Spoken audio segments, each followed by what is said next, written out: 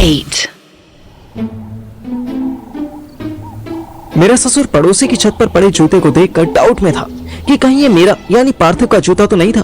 वही सुहानी बेचारी इस चिंता में मरी जा रही थी कि मैं अगर 2 फ्लोर नीचे कूदा तो फिर गया कहाँ। जब वो दोनों बात कर रहे थे तभी मेरी ग्रिप छूटने लगी थी, पर एक्सीडेंटली फॉल होने के बजाय मैंने डिस्टेंस और एंगल कैलकुलेट किया और फिर खुद ही हाथ छोड़ दिए। हाय, मर गया। एक ही जगह पर लैंड होने के बजाय मैं गिरते ही रोल पोल हो गया। इसी में मेरा जूता निकल गया और मैं इस अननोन हाउस की छत से नीचे जाती स्टेयर्स में घुस गया। मेरी पूरी बॉडी ज़ूम कर रही थी। ऐसा लग रहा था जैसे शरीर की हर हड्डी पर झटका लगा था। थैंक गॉड की हड्डी टूटने वाला दर्द नहीं हो रहा था, पर छत पे मेरा जूता रह गया था। जिस टाइम सुहानी और उसका बाप नीचे झांक रहे थे उस टाइम मैं भी उन्हें चुपके से देख रहा था। उनकी आवाज मुझ तक पहुंच रही थी। वो जैसे ही पीछे हटे मैं अपना जूता लेने छत पर आ गया। मुझे चलने में दिक्कत हो रही थी, पर फिर भी इतनी प्रॉब्लम नहीं थी कि अपना जूता ना ले सकूं। आफ्टर ऑल मैं इससे पहले रघुवीर से पिट चुका था। मैंने जूता लिया और उसी ओपन स्टेयर से नीचे जाने लगा। इस घर की वॉल्स पे प्लास्टर नहीं था, सीधी लाल ईंट की दीवार थी। जब किसी का कच्चा सा घर देखो तो अपने आप ही मन में एक करीबों वाली इमेज बनने लगती है। मैंने भी सोच लिया कि यहाँ कोई मजदूर टाइप फैमिली रहती होगी, पर पूरा फ्लोर खाली था। यहाँ कोई भी नहीं था, इवन कोई फर्नीचर भी नहीं था। बस कुछ पेंट की बाल्टियां रखी थी और थोड़ा बहुत कबाड़ रखा था। किसी भी रूम में कोई डोर नहीं था। इन शॉर्ट ये घर शायद अभी अंडर डेवलपमेंट में था। अब मुझे एक और डर लगने लगा। अबे यार, कहीं ऐसा तो नहीं मेन डोर ही लॉक्ड मिले। मैं ग्राउंड फ्लोर पहुंचा तो यही हुआ। मेन डोर बाहर से लॉक था। मैं एक घर से पैर तोड़वा के जैसे तैसे निकला तो दूसरे में फंस गया। तभी मुझे गेट के बाहर से आवाज आई, आई एम श्योर गुंजा, वो अंदर ही फंसा होगा। मैंने उसका शू पहचान लिया था, वो ही था। एंड सडनली वो शूज वैनिश्ड हो गया। आप भी कैसी बातें करते हो? कोई 2 फ्लोर नीचे थोड़े कूद जाएगा। कूद जाएगा नहीं, ही जंप्ड, वी लिसन्ड। वो रात को यही था। ये ट्री कट नहीं किया होता तो इसी से रिटर्न हो जाता। भला हो पेड़ काट दिया। धीरे बोलो, नेबर्स को पता चल गया तो। आप उनको छोड़ो, अपना बताओ। ऑफिस जाना है कि नहीं जाना? इसके बाद मुझे कोई डायलॉग नहीं सुनाई दिया। शायद दोनों घर चले गए। आफ्टर ऑल कब तक यहाँ चौकीदार बनके खड़े रहते। इस गुंजा के भवरे को मुझे रंगे हाथों पकड़ने का बड़ा मन था। इसकी जान इसी बात पे निकल रही थी कि ये मुझे गलत साबित कर सके। सास बहू के टिपिकल झगड़े को ये आदमी ससुर दामाद का झगड़ा बना रहा था। मैंने अथर्व को मैसेज किया और सारी बात बता दी। इतने बड़े मैसेज के रिप्लाई में उसने बस 2 वर्ड्स भेजे, आता हूँ। मैं उसका वेट करने लगा और उधर अथर्व हॉस्पिटल से डिस्चार्ज होने लगा। पार्थिव नहीं आएगा? नहीं, बात यह है कि वो खुद एक वियर्ड सिचुएशन में फंसा हुआ है। ओह, तो तुम अब यहाँ से डायरेक्ट उसके पास जाओगे, उसको वियर्ड सिचुएशन से निकालने?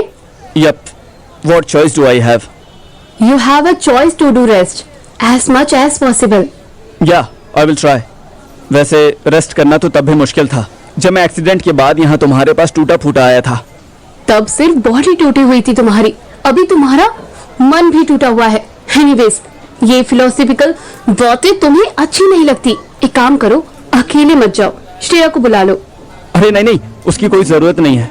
बिल्कुल है, she knows you better. But तुमको बुरा नहीं लगेगा?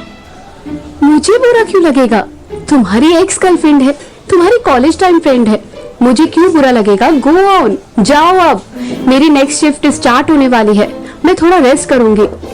ओह गॉड, मेरी वजह से तुमने ऑफ ही नहीं लिया, तो अब 24 घंटे की शिफ्ट पूरी करोगी क्या?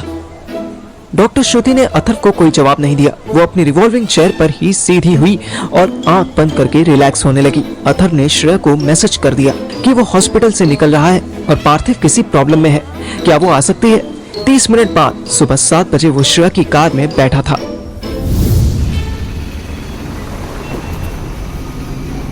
Thank you so much Shreya, really, दिल से, मैं दिल से बोल रहा हूँ ऐसे शॉर्ट नोटिस पर आने के लिए। You're so lucky. मैं नहीं आती तो तुम्हें कैब बुलानी पड़ती ना। हाँ ऑब्वियसली, कैब तो आ जाती, लेकिन इतनी सुंदर ड्राइवर नहीं मिलती ना। वैसे आई होप अक्षत को बुरा नहीं लगेगा। लगेगा, He knows you were my boyfriend. But ठीक है, सब कुछ उसको अच्छा लगे ये भी तो पॉसिबल नहीं। तो फिर उससे तो बेटर यही है कि उसे बताओ ही मत। No no no no, relationship में हाइड एंड सीक नहीं खेलते। ये तो मैंने तुम्ही से सीखा है। क्या कहा? मुझसे? लेकिन मैंने तो हमेशा तुमसे कुछ न कुछ छुपाया है। Yes, that's what I learned, कि कभी कुछ नहीं छुपाना चाहिए। अथर्व इसके बाद कुछ ना बोला। कार सुहानी की गली में एंटर होने लगी। मैंने अथर्व को कॉल करने से मना किया था। मैं नहीं चाहता था कि खाली घर के अंदर मेरी आवाज इको हो। सीन क्या है? हमारे लड़के को किडनैप कर लिया क्या सुहानी के पेरेंट्स ने? नहीं यार, I mean, पता नहीं। इसने मैसेज में लिखा है कि सुहानी के घर के राइट वाले घर में हूँ, और राइट वाला घर तो... अथर्व कार में बैठे बैठे ही लेफ्ट राइट देखने लगा। डफर, एक ही राइट होता है।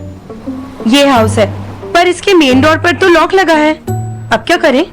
आई थिंक ये घर अंडर कंस्ट्रक्शन है। एक काम करते हैं, कहीं से लैडर का इंतजाम कर देते हैं और फिर बालकनी से उतार लेंगे। सिंपल। डफर ही रहोगे तुम। What he mentioned in the message, he is stuck in there and he can't make noise. इसका मतलब तो यही हुआ ना कि हमें इसे चुपचाप ही निकालना पड़ेगा। ये साला 4th फ्लोर से सीधे 2nd फ्लोर पे कूद गया था, और तब इसको स्टेल्थ मोड की चिंता नहीं हुई। ओह गॉड, इतनी हाइट से? फिर तो इसको भी हॉस्पिटल ले जाना पड़ेगा। जब प्लान करने की बात थी तो मुझे अपने दोस्त अथर्व से ज्यादा श्रेया पे भरोसा था। वो डोर के ऊपर का गैप देख रही थी और मुझे मैसेज कर रही थी। मैं इस घर के ग्राउंड से अब जाती ऑलमोस्ट डार्क स्टेयर्स में बैठकर उसका मैसेज पढ़ रहा था। क्या तू मेन डोर के ऊपर से निकल सकता है? मैंने उसको नहीं लिखकर भेज दिया। तभी मुझे कुछ अजीब सी आवाज आई। ऐसा लगा जैसे किसी ने हू किया हो। आते ही मुझे एक अजीब सी स्मेल आने लगी। यह स्मेल ऐसी थी जैसे कोई काजू रोस्ट कर रहा हो या मूंगफली रोस्ट कर रहा हो और वो जल गई हो। फिर ऐसा लगा जैसे कच्चा मीट डायरेक्ट किसी आग पर रख दिया हो। अब मेरी फटने लगी। मेरी फटके 4 होने लगी। फोन की बैटरी भी 12% बची थी। मैंने खुद को तसल्ली दी। ऑल इज वेल, सब ठीक है। जय बजरंगबली, जय हनुमान जी की। तभी ऐसा लगा जैसे कोई ठंडी सी हवा आई हो और मेरे कान में बोली हो, मम्मी कौन है? बाहर का मौसम सुबह सुबह ही थोड़ा क्लाउडी हो रखा था। बाहर बहुत लिमिटेड रोशनी होती जा रही थी तो अंदर धीरे धीरे बिल्कुल डार्क होता जा रहा था। अब मुझे अपनी बैटरी भी बचानी थी। मैं 1st फ्लोर की बालकनी तक पहुंचने की कोशिश करने लगा, पर बालकनी के सामने ढेर सारा कचरा कबाड़ रखा हुआ था। मुझे लगा अगर मैं श्रेया और अथर्व को देख भी लूंगा तो मुझे कुछ तसल्ली मिलने लगेगी। मेरे कान में मेरे नाम का विस्पर अभी भी बज रहा था। अभी इन सब बातों से ही मेरी फटी पड़ी थी कि बाहर बारिश भी शुरू हो गई। बारिश शुरू होते ही स्पीड में आ गई। बाहर झांकने की कोशिश की तो मुझे गली की एंट्री में ही एक कार खड़ी दिखाई तो दी, पर ये श्रेया की ही कार थी या नहीं ये मुझे नहीं पता था। मैं इधर और ऊपर जाने की सोच रहा था और उधर श्रेया और अथर्व अब एक नया प्लान बना रहे थे। सुना तुमने? तुम्हें भी अंदर से चिल्लाने की आवाज आई क्या?